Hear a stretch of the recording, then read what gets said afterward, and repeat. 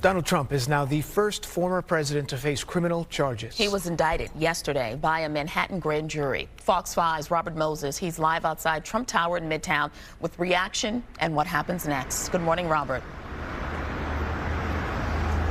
Tashani and Dan, good morning to you. Donald Trump claims that Democrats have been targeting him ever since he descended the golden escalator here at Trump Tower to announce his run for president in June of 2015. Fast forward nearly 8 years, and he has become the first former president to ever be indicted.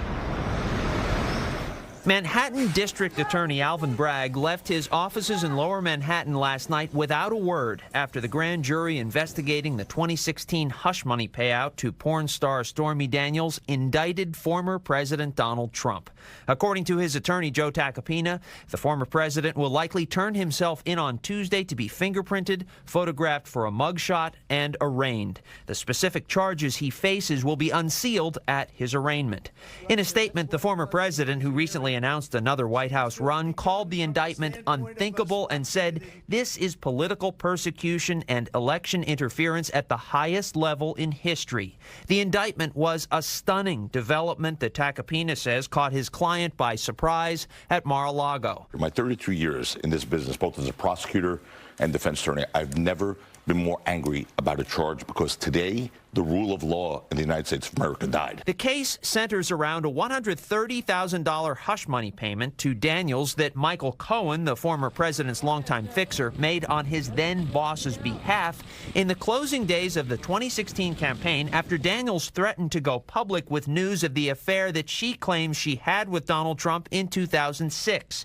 He denies the affair happened. The former president then reimbursed Cohen. Prosecutors are expected to allege that the former president oversaw the improper recording of the reimbursement checks to Cohen as legal expenses.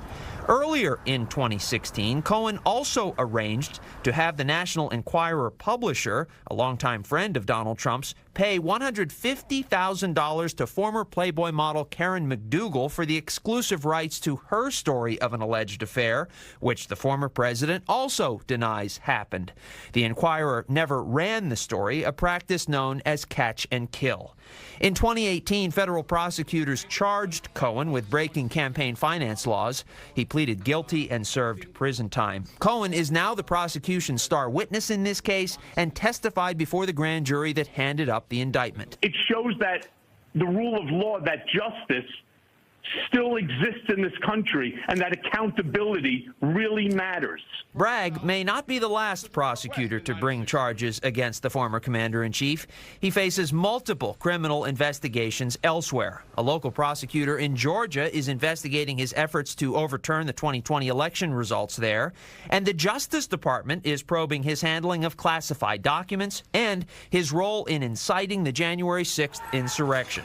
Former Vice President Mike Pence, whose life was threatened on that day by Trump supporters, lashed out at Bragg. The unprecedented indictment of a former president of the United States on a campaign finance issue is an outrage.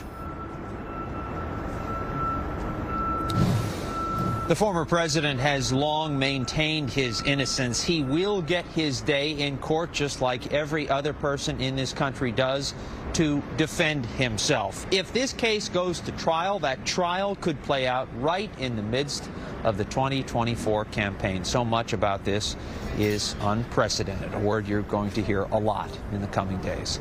Dan and Tashani, back to you. Major implications there, Robert. Thank you for that report.